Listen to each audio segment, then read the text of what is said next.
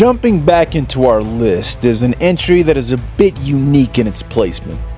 Now, besides the original Twilight Zone, growing up my fix of science fiction and fantasy came from the original Planet of the Apes series of films. Now, the first Planet of the Apes premiered in 1968 and starred the legendary Charlton Heston. The film is an adaptation of a little-known novel first published 5 years earlier that was titled Monkey Planet by author Pierre Boulle.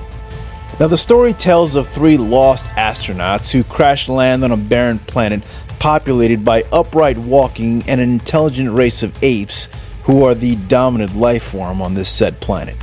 Within the first half hour of the film, Colonel Taylor, our lead protagonist, is separated from his two companions, Landon and Dodge, after they are mercilessly hunted down by a gaming party of gorillas with rifles.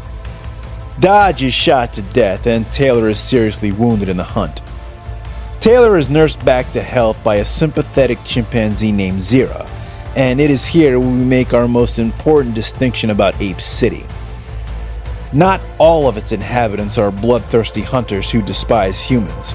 Now, as a matter of fact, it is only the gorillas who enact any type of aggression or violence towards Taylor. The orangutan caste is mainly made up of politicians and bureaucrats, and chimpanzees are the caste of scientists and intellectuals. Through his horrific incarceration, Taylor learns that the humans of this planet are relegated to an animalistic group of brutes, being seen as wholly inferior to the apes in every way. When Taylor was wounded in the hunt, he temporarily lost his ability to speak, allowing him to blend in with the other humans. Now, even so, the apes, in particular Zira and her husband Cornelius, are marveled by Taylor's seemingly unnatural intelligence, never before seen in any human, according to them. After a few weeks, Taylor attempts to escape but is quickly recaptured by the gorillas.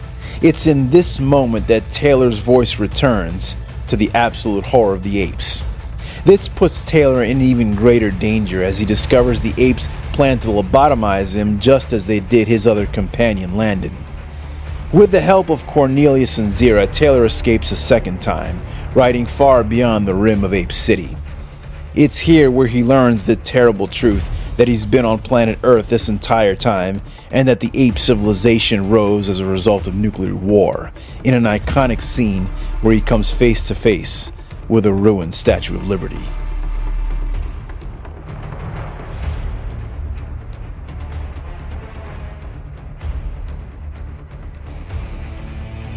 As villains, the apes portray a credible and disturbing threat that speaks directly to the fragile dominance of human beings.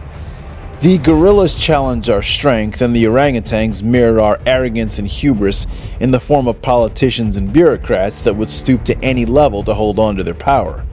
The chimpanzees, on the other hand, offer a glimmer of hope in the understanding of truth seekers and intellectuals.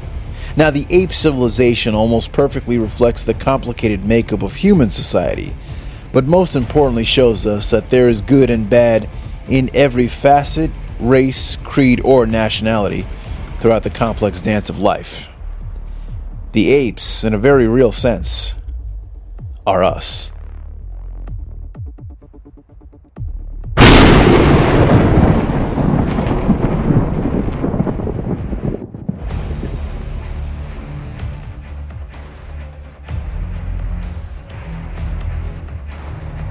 In this next entry, we find a group that combine religious fanaticism with expansionist tyranny. The spacefaring army of the Necromongers are essentially a bloodthirsty cult who worship death itself. Now, more specifically, something they call Underverse, a vague concept the Necromongers claim is the source of their technology and their power. Underverse wishes to cultivate the living world and all life forms that dwell in it as part of the fabric of its reality. The Necromongers live by one edict: convert to the will of the Underverse, or die a heretic. There is, of course, one caveat to all of this. The Necromongers fear a specific race of aliens known as the Furians, one of which was prophesied to ultimately destroy them. As a response, the Necromongers rained down genocide on almost all of the Furian race. That is, except for one, a man named Richard B. Riddick, who escaped the death of his people when he was just an infant. Riddick was of a special class of Furian males, known presumptively as Alpha Furians. Now, Alpha Furians possess a number of special abilities, including heightened senses, stamina, and agility. Although it is made unclear if his signature night vision was indeed a product of a back-alley surgeon, as he claimed in the first film, or a trait that is inherent to his species. Now, as mentioned before, after the events of the first Pitch Black film, the Necromongers learn of Riddick's existence and that their mission to wipe out all of the Furians had indeed failed. The Necromongers and Riddick are then sent on a direct collision course, where the latter defeats their Lord Marshal in direct combat, making him the new undisputed leader of the Necromonger horde. The Necromongers have always fascinated me, as they are an extension to the real-life religious cults in our modern-day world. Oh, jeez, not again! I'll wait. Are you finished? Thank you ever so much. Hopefully that's the last one, guys. Anyway, where was I? Right, okay. Now, after all, what's more terrifying than an enemy motivated not by greed or resources, but by blind faith alone? You find yourself faced with an opponent that cannot be bargained or reasoned with. Now, that's essentially what the Necromongers are. They represent groups like Heaven's Gate, the People's Temple, and Om Shinrikyo, scaled up to galactic proportions.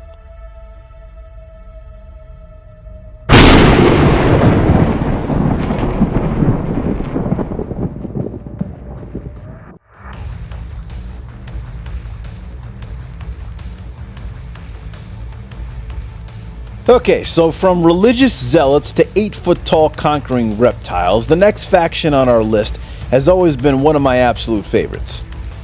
The series Farscape burst onto the scene as one of the OGs in a slate of original programming for the Sci-Fi Channel.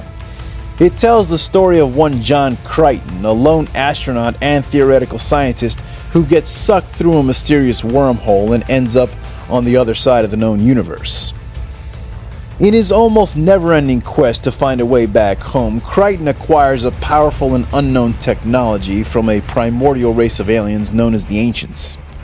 Crichton also hooks up with a motley crew of escaped alien prisoners, who throughout the show become a trusted and surrogate second family to him. In the first season of Farscape, the primary antagonists were the Peacekeepers, a militaristic civilization ruled over by a martial hierarchy. But midway through Season 2, Crichton, the crew of Moya, as well as we the audience, are introduced to the Scarrans, a frightening and almost psychopathic race of reptilian humanoids who make the Peacekeepers look tame in comparison.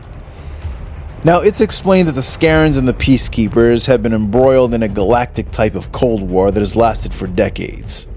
Now, the only reason the Scarrans haven't completely overtaken the Peacekeepers, despite their superior numbers, is mainly through the efforts of a man, or rather a hybrid, known as Scorpius.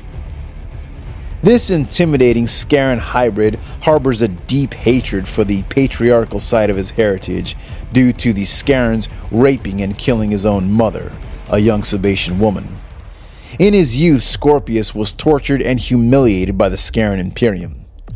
Using his intellect, the young Scorpius escaped from the Scarrans and vowed ultimate revenge. Later, seeking refuge amongst the Peacekeepers, Scorpius would evolve into quite the cunning and resourceful villain in his own right. The Scarrans come in two distinct caste classifications, the long face and the short face. The long-faced Scarrans are primarily the military enforcers, the low-level administrators, and sometimes even negotiating ambassadors, as seen in Season 2.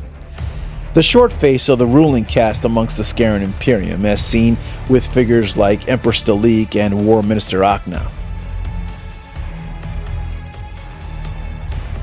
Scarrans typically range from 5 to 8 feet in height, and in addition to their range of heightened senses and abilities, possess their signature weapon, namely their heat probe, the blast of concentrated thermal energy that can be aimed at specific targets. The heat probe is mainly used as a truth serum of sorts, but if applied with enough force over a prolonged period, the heat probe can be used to lethal effect. However, one glaring weakness that Scarrans have is their reliance on something called Crystarium. It's a rare plant that must be consumed by the reptiloids in order to maintain their higher brain functions. When the Scarrans learn that Crichton possesses the aforementioned wormhole technology given to him by the ancients, they engage in hot pursuit of our hero. Midway through Season 3, both the Peacekeepers and the Scarrans are hell-bent on capturing Crichton to extract his wormhole technology in order to produce a super weapon to be used against the other side.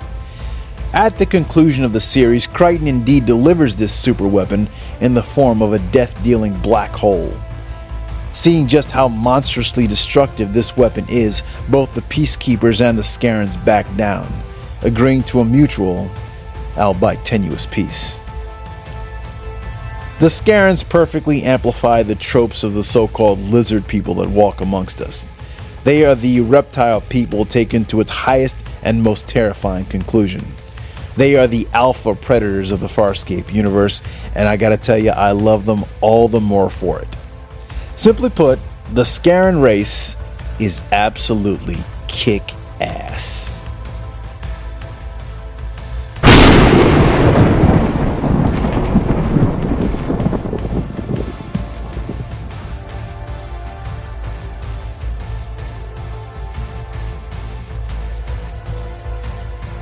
Number 2 is the most loosely connected faction on the list.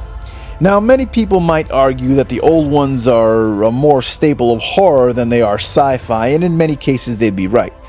But the genius that was Lovecraft went for a truly grand scope when he created his pantheon of cosmic monsters. Many of Lovecraft's stories do take place with the backdrop of an alien tapestry. Now, Cthulhu, the Elder Things, and the Great Azathoth are often described as beings that reside just as comfortably in the realm of science fiction as they do horror. Now, in fact, Lovecraft is credited as the father of the genre of cosmic horror. Now, before anybody chimes in, I'm well aware that there is a direct distinction between those described as the Old Ones and those that occupy the title of Outer and/or Other Gods. Now, for the purposes of this list, I'm using the Old Ones as a kind of a nebulous category for all of Lovecraft's creative abominations.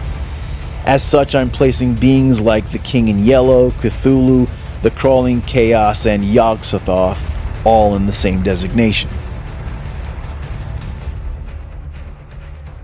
Since Lovecraft created such a loose-fitting canon, not much is known about these Old Ones. Now, what we do know is that they are godlike cosmic beings of near infinite power who make humanity look like insignificant specks of dust in the grand scheme of things. It's commonly thought that the Old Ones operate completely independently of each other, despite some being vastly more powerful than the rest.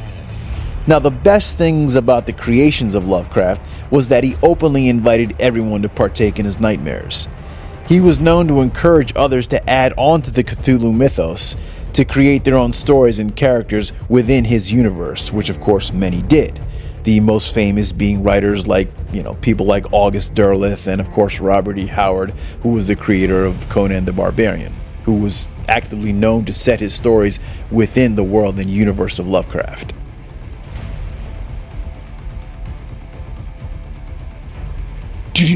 And this is where I bring in my shameless plug. Deal with it. Now, I'm a self-described stan of the works of H.P. Lovecraft. So much so that his stories inspired me to fully incorporate the Cthulhu mythos in my own independent films. In the Warrensdale mystery Keep Smiling, The Grinning Man Murders, and my upcoming film, Warrensdale Cult of the Dreamer, I attempt to weave a singular narrative that connects the pantheon of the Old Ones and their nightmarish influence that they have over the lives of my film's characters. So, check them out. Now. Just kidding. Lovecraft created the notion of cosmic gods that view mankind as nothing more than pawns to be manipulated as they saw fit. The Old Ones are not your loving sky fathers or whimsical tricksters merely set to guide or influence we here on Earth. They are a collection of all-powerful entities that really couldn't give a damn either way. The fate of the human race isn't even a passing thought to the Old Ones, which is a scary thought. Whether we live or whether we die, it makes no difference to the Old Ones.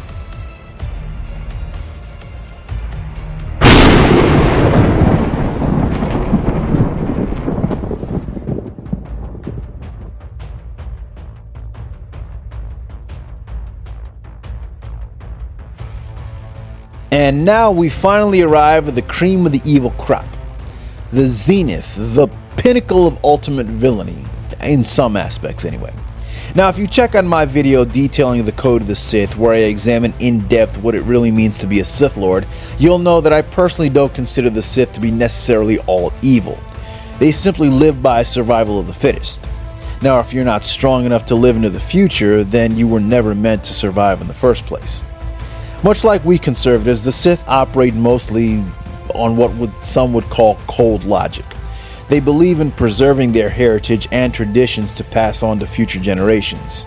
Now I won't go in depth here, but check out the video in which I lay out my arguments that the Code of the Sith parallels modern day conservatism. But at any rate, I'll never forget the first time I saw the likes of Darth Vader and the Emperor striding across the screen. They exuded such confidence and such power. They, much like most Sith, commanded respect wherever they went. Now to a young boy growing up in the 80s and 90s, the Sith represented everything that I aspired to be. They were mysterious, logical, and powerful. But you know what? Most importantly, they demanded respect, and if not given that respect, they would take it directly out of your ass. In Star Wars lore, the Sith began with a contingent of exiled Jedi led by one Ajunta Pall. This disgraced Jedi landed on the backwater planet of Korriban, where they first encountered the Sith species, a race of red-skinned aliens that were uniquely attuned to the dark side of the Force.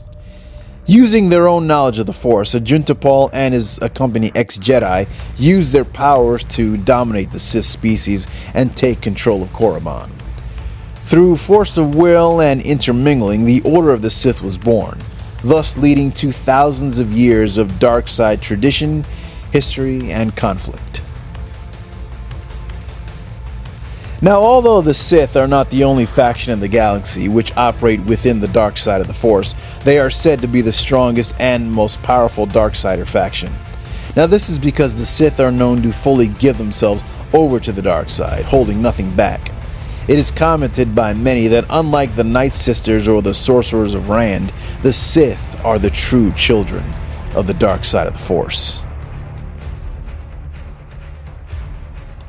What can I say? The Sith spoke to me on a personal level. In many ways, they showed me that I didn't have to be a slave to what others thought or wanted me to be. That I could carve out my own destiny and not have to answer to anyone from the perspective of having a successful and independent life. Now call me crazy, but I think that all of us could take at least one or two lessons from a Sith Lord. But if you want to know the most important thing that George Lucas's villains taught me, well, it's very simple. They taught me to question everything and trust no one. I hope you enjoyed. We'll see you.